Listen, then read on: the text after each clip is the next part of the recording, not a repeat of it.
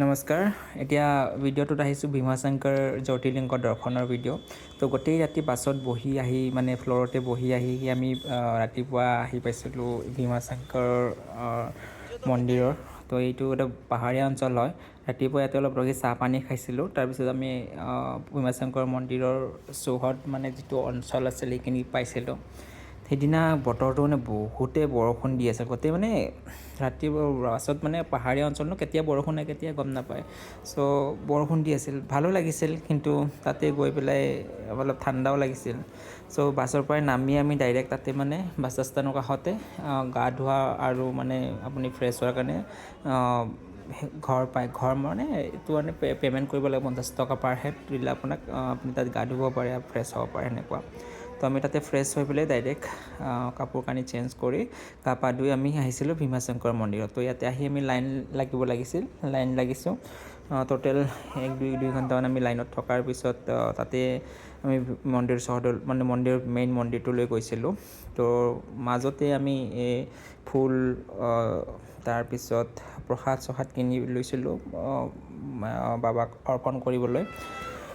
আৰু মন্দিৰটো নতুনকৈ বনাই আছে এতিয়া। মেইন মন্দিৰটো বনাই আছে কাৰণে অলপ মানে কষ্ট হৈছে মানুহবিলাকৰ অহা যোৱা মানে। আৰু বৰষুণো ইমান আছিল সেইদিনা, মানে আপুনি ভাবিব নোৱাৰে ইমান সাংঘাতিক বৰষুণ হৈছিল। মানে পানী আপুনি ওপৰৰ পৰা তললৈ বৈ আহিছে দেখিব পাৰিছে আপোনালোকে। তথাপিও মানুহ ভক্তৰ মানে লানি নিচিগা সোঁত আছে।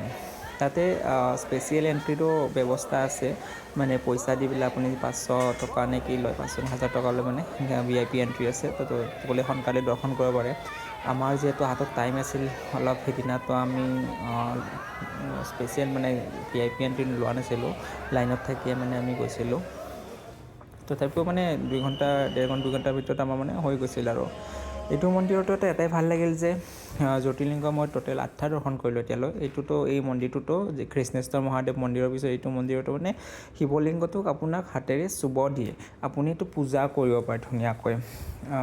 মানে তাত ফুল বেলেগ বস্তুবিলাক আপুনি তাত ফুল দিব পাৰে, গাখীৰ ঢালিব পাৰে, পানী ঢালিব পাৰে। চ' এইটোতো ভাল লাগিল যে বাকী মন্দিৰবিলাক আপোনাক 1 মিনিট সময় থাকিব নিদিয়ে, আপোনাক ভগাই মানে খেদি পঠিয়াই দিয়ে। সেইটো বাহিৰত বৰষুণ দি থকাত মই ভিডিঅ' লৈছিলোঁ, চাওক ত্ৰিশূলদাৰ আৰু মেইন মন্দিৰটো যিটো নতুনকৈ বনাই আছে তাৰ ভিডিঅ'টো। চাগে পিছলৈ যেতিয়া মন্দিৰটো গোটেই কমপ্লিট হ'ব বনোৱা, বহুত ভাল লাগিব। ইয়াতে মই ফটো উঠোৱা নিষেধ আছিল, তথাপিও মনে ফটো এটা উঠিছিলোঁ।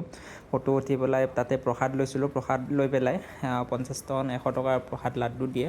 সেই লাড্ডু লৈ পিনে আমি তাতে চাহ পানী অলপ খাই পিনে নাস্তা পানী কৰিছিলোঁ অলপ, কাৰণ ৰাতিপুৱাৰ পৰা একো খোৱা নাছিলোঁ, বহুত ভোক লাগিছিল। তাতে মন্দিৰৰ পৰা ওলাই আহোঁতে মানে মেইন তাতে ওচৰত চব মানে হোটেল পায়, বহুত কিবাকিবি আপুনি চাহ নাস্তা কৰিব পাৰে। তাতে খাই লৈ ওলাই আহিছিলোঁ। আৰু বাহিৰলৈ ওলাই আহি আমি দেখিলোঁ তাতে বহুত বৰষুণ দি আছে। তো আহি পেলাই আকৌ আমি পুনেলৈ যাব লাগে, কাৰণ পুনেৰ পৰা আমাৰ আকৌ মুম্বাইলৈ বাছ আছিল। আমি ডাইৰেক্ট মুম্বাইলৈ যাব পাৰিলোঁ হয়, কিন্তু মুম্বাইলৈ নগৈ আমি ডাইৰেক্ট আকৌ পুনেলৈ যাম, কাৰণ পুনেত আমি মানে অলপ বস্তু খাবলৈ বাকী থাকি গ'ল মানে, সেইটো কাৰণে আকৌ পুনেলৈ যাম। চ' ইয়াৰ পৰা পুনে টোটেল 5-6 ঘণ্টাৰ জাৰ্ণি হয় ভীমাশংকৰৰ পৰা পুনে। বাছেৰে 5-6 ঘণ্টা 7 ঘণ্টা লাগি যাব, কিন্তু আপুনি যদি প্ৰাইভেট কাৰে আহে অলপ সোনকালে যাব পাৰে। আমি চৰকাৰী মানে গভৰ্ণমেণ্ট ST বাছেৰে গৈছিলোঁ কাৰণে বহুত সময় লাগিছিল, কাৰণ মাজে ৰখি যায়, লগতে মানুহবিলাক আহে উঠে নমা কৰি থাকে, বহুত সময় গুচি যায়।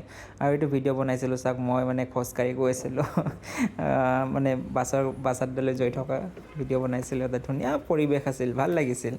এই লগতে আৰু এজন মানুহ লগ পাইছিলোঁ তাত, তেখেতো বীৰ ডিষ্ট্ৰিক্টৰ হয়, মহাৰাষ্ট্ৰৰ বীৰ হয়। তেখেতো দৰ্শন কৰিবলৈ আহিছিল, তেওঁ বাছৰ কাৰণে গৈ আছিল আমাৰ লগে। আৰু সেই ৰিটাৰ্ণ জাৰ্ণিত মই ফটো কেইটামান লৈছিলোঁ, ভিডিঅ' অলপ বনাইছিলোঁ, কাৰণ ৰাতি আন্ধাৰত একো দেখি পোৱা নাছিলোঁ। সেইকাৰণে দিনতে বনালোঁ ৰিটাৰ্ণৰ সময়ত। ইমান ধুনীয়া পাহাৰীয়া ৰাস্তা, তাতে ডেম মানে চুইচ গেট মানে ডেম দেখিলোঁ আৰু ধুনীয়া পাহাৰৰ অঞ্চল ইমান মানে বিউটিফুল আছিল আৰু বতৰটো ডাৱৰীয়া আছিল মানে ওপৰত বৰষুণ আছিল তলৰ পিনে আহি থাকোঁতে বৰষুণ নাছিল চ' ডাৱৰীয়া হৈ আছিল বতৰটো ভাল লাগিছিল এটা বহুত মনোমোহা যদিও টোপনিত মানে বাছত বহাৰ পিছত গমেই নাপাওঁ কাৰণ পিছদিনা ৰাতিও বাছত বহি তলত বহি আহিছিলোঁ চ' ইয়াতে ৰিটাৰ্ণ সময়ত কিন্তু ছিট পাইছিলোঁ সেইখিনি ছিট পোৱাৰ কাৰণে অলপ বহিছোঁ তাত শুই আহিছিলোঁ যদিও ভালকৈ টোপনি অহা নাছিল কাৰণ মানুহ উঠা নমা কৰিছিল হাল্লা হৈ আছিল কিন্তু চকু জপাই হ'লে ভিডিঅ'টো বনাইছিলোঁ অলপ ইমান দেখিবলৈ ইমান ধুনীয়া দেখি পেলাই মানে ৰ'ব নোৱাৰিলোঁ আৰু ভিডিঅ'টো বনালোঁ আৰু আপোনালোকৰ আগলৈ ছেভ কৰি ৰাখিলোঁ আগলৈ বুলি তাৰপিছত ইয়াৰ পৰা আমি পুনে পাওঁতে গধূলিয়ে হ'ল পুনে